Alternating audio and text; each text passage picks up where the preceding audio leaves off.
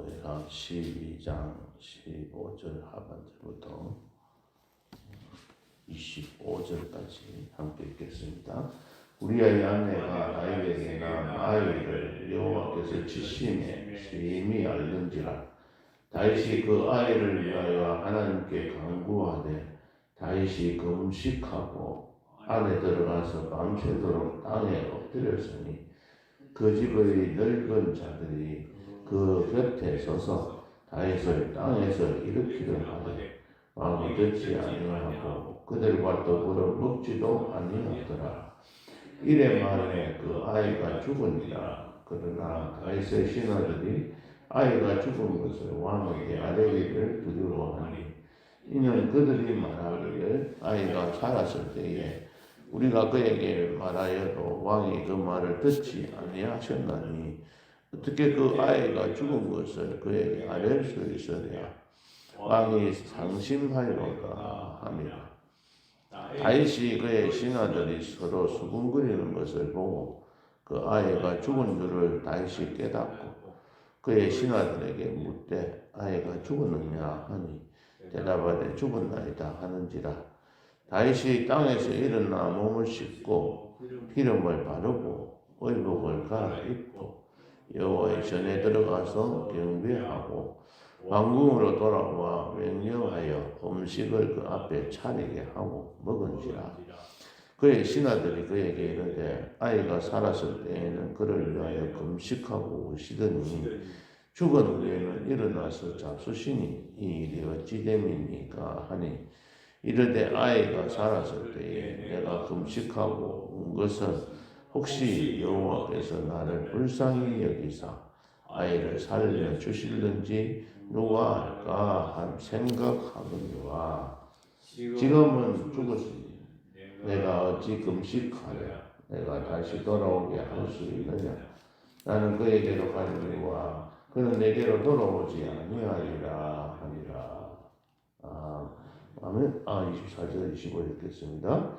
다윗이 그의 아내 바세바를 위로하고 그에게 들어가 그와 동침하였더니 그가 아들을 낳음에 그의 이름을 솔로몬이라 하니라. 여호와께서 그를 사랑하사 선지자 나단을 보내 그의 이름을 여디디아라 하시니 이는 여호와께서 사랑하셨기 때문이더라.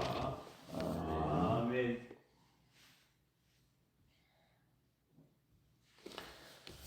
바세바가 낳은 아이를 여호와께서 치셨기 때문에 심하게 알았다고 이야기하고 있습니다.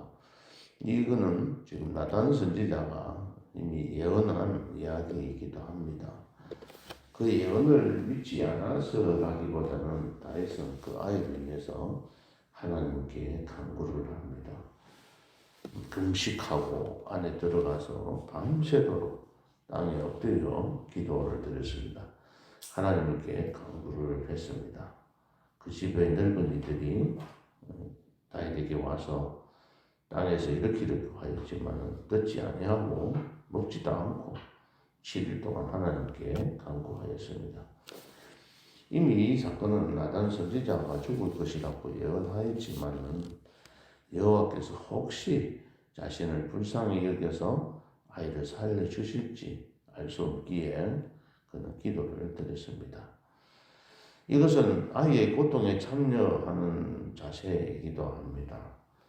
단순히 하나님께서 긍휼하여 베풀어 주시기를 원하는 다윗의 마음도 있을 수 있지만 아이가 고통당하고 있는 것에 자기 자신의 죄의 대가로 인해서 이 아이가 고통당함을 알고 자기 자신의 죄에 대한 속죄 차원의 기도이기도 합니다.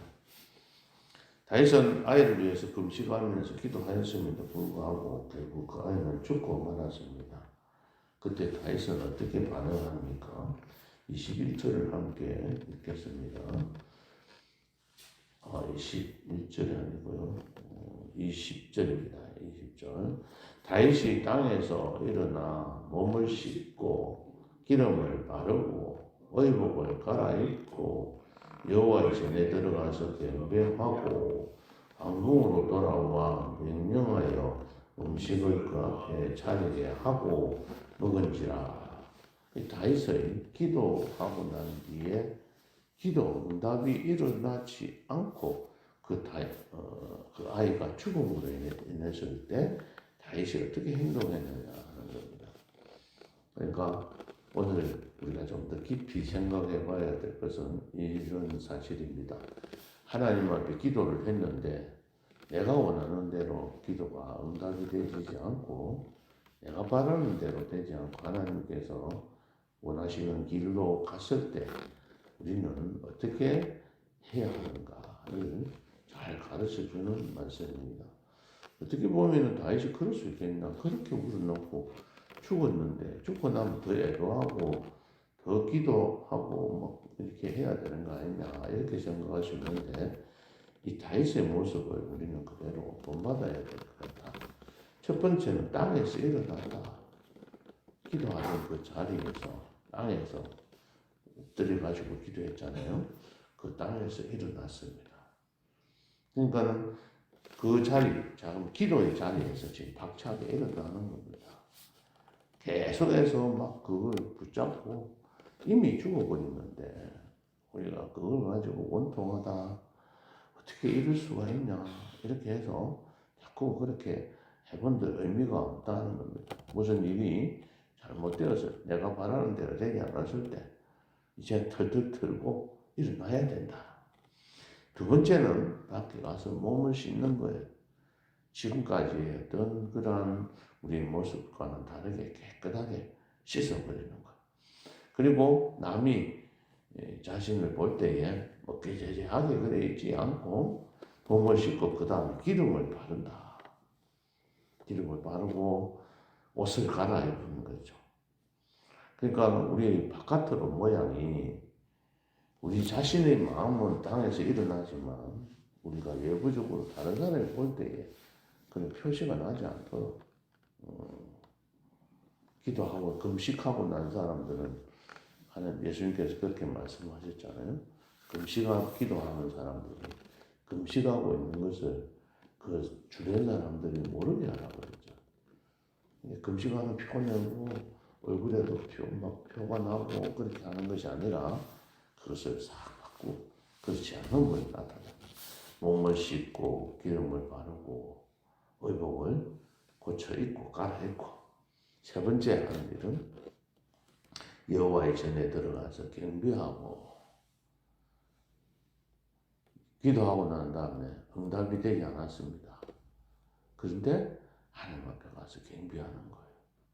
하나님 앞에 가서 제단 쌓고 하나님 앞에 가서 오히려 더 기도하면서 감사하고 제단 쌓는 겁니다. 이게 참 믿는 자의 어떤 기본적인 자세인 것 같아요.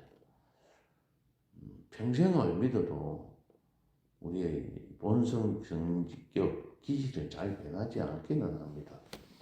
그렇지만 이런 모습들로 우리가 그리스도인들이 변화되어야만이 또 변화되어야 합니다. 그래야 세상 사람들로부터도 인정받을 수 있고 칭송을 들을 수가 있는데 예수 믿지 않는 사람이나 믿는 사람이나 똑같이 마음에 원하는 대로 되지 않으면 자기의 성격에 따라서 분을 바라고 자기의 성격 따라서 행동한다면 예수 믿는 사람들이 믿지 않는 사람들이 우리를 보고 뭐라고 생각하겠습니까? 조금 더 변화되는 삶을 우리가 살아갔으면 합니다. 여호와의 전에 들어가서 경배하고 이게 터닝 포인트. 이게 바뀌어지는 거죠. 차를 타고 운전해 가다가 턴에서 다시 이 길이 아니면 돌아와야 되는데 자꾸 그 길로 가고 있으면 누구만 손해? 본인만 손해잖아요. 기름값만 더 들고 고집한다고 피운다고 해서 내가 아무런 유익이 없음에도 고집해서 내가 가는 이 길이 맞다고 생각하고 자꾸 가면 안 되잖아요. 여호와께 전에 들어가서 기도하고 경배하고 그 다음에는 왕궁으로 돌아와 명령하여 음식을 그 앞에 차리게 하고 먹은지라. 이제 왕궁으로 돌아와서 세 번째 단계에서 네 번째 단계 돌아와서 먹었습니다. 다시 말하면 일상으로 다시 돌아왔다는 겁니다. 내가 기도하고 기도한 대로 응답이 되지 않았습니다. 그러면은 나는 다시 돌아와서 이제 또 다시 새롭게 출발하는 거죠. 그렇게 했을 때 하나님께서 어떻게 해주셨습니까? 24절, 25절 함께 읽겠습니다. 다윗이 그의 아내 바세바를 위로하고 그에게 들어가 그와 동침하였더니 이제 새로운 출발하는 겁니다. 물론 그동안에 잘못되고 힘들고 어려운 일은 다 주님 앞에 또 회개했고 하나님께서 사해 주셨다고 어저께 우리가 12장에서 말씀하셨잖아요. 하나님께서 사해 주셨습니다. 그래서 이제 새 출발하는 거예요. 바세바를 위로하고 동침하였더니 그가 아들을 낳았네. 그 이름을 솔로몬이라 했는데 그 뒤에 말이 감사하잖아요. 여호와께서 그를 사랑하사. 이제는 하나님께서 모든 것들을 사해 주시고 사랑하사 선지자 나단을 보내 그의 이름을 여디디아라 하시니 이는 여호와께서 사랑하셨기 때문이라. 하나님이 이제 사랑하셨다는 거예요. 이전에 모든 있던 삶들을 자꾸 그 일에 지나간 일에 집착하지 않아야 된다. 말씀을 하고 있습니다. 앞에 지나간 그 죽은 한 아이는 형벌의 대상이었어요. 자기의 잘못에 대한 하나님께서 잘못 저지른 그 죄의 대가로 받은 형벌의 대상입니다. 그곳에서 자꾸 안 죽기를 위해서 기도했지만은 물론 그 고통에 참여하기 위해서 자기가 또 그 고통 가운데서 죄를 뉘우치고 회개하고 기도했습니다. 그러나 이 일이 이미 다 끝났습니다. 그러면 이것을 정리하고 제약된 세상을 이제 정리하고 새로운 시대를 맞이하도록 우리는 그 길로 나아가야 합니다. 자꾸 땅에 엎드려 갖고 울고 불고 내가 억울하다 하면서 그래도 내가 잘못했지. 왜 내 아들한테 그렇게 하나님 너무 가혹한 거 아니에요? 자꾸 기도하고 엎드리고 그렇게 할 게 아니고 이미 죽었으니 깨끗하게 다시 일어서서 이제 새로운 출발을 해야 되는 거예요. 과거의 잘못에 대한 데서는 철저하게 회개하고 그러고 난 뒤에는 거기에 집착하지 말고 새로운 시대를 맞이할 준비를 제대로 하는 게 우리에게 필요한 자세입니다. 과거의 40년 이제 그 역사를 깨끗이 정리하고 이제 새로운 40년을 위해서 준비하면서 나아가야 하는데 자꾸 과거에 집착해서 그때는 어떻고 그때의 일을 자꾸 생각한다면 새로운 시대를 열어갈 수가 없는 겁니다. 새 출발을 위해서 이제 땅에서 일어나고 몸을 씻고 기름을 바르고 의복을 새롭게 갈아입고 이제 하나님 앞에 나와서 경배하고 이제 밥도 잘 먹고 든든하게 건강하게 우리 자신들을 잘 가꾸어서 새로운 시대를 맞이해가는 그러한 우리 갈릴리 교회 목된 성도님들 되시기를 예수님의 이름으로 축복합니다. 하나님 아버지, 다윗은 자신의 잘못으로 인해서 태어난 그 아기가 죽을 때까지는 같이 고통에 참여하고 하나님 앞에 금식하며 일주일 동안 기도했지만 그 아이가 죽고 난 뒤에는 땅에서 일어나서 몸을 씻고 기름을 바르고 의복을 갈아입고 여호와의 전에 들어가서 경배한 후에 왕궁으로 돌아와 일상으로 돌아왔습니다. 하나님 이제 우리 과거 지나간 때를 새롭게 정리하고 새로운 시대를 맞이하는 터닝 포인트가 되었습니다.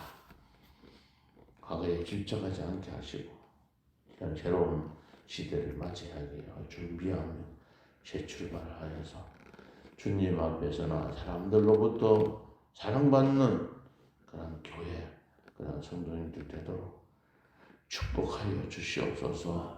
예수님 이름으로 기도하옵나이다.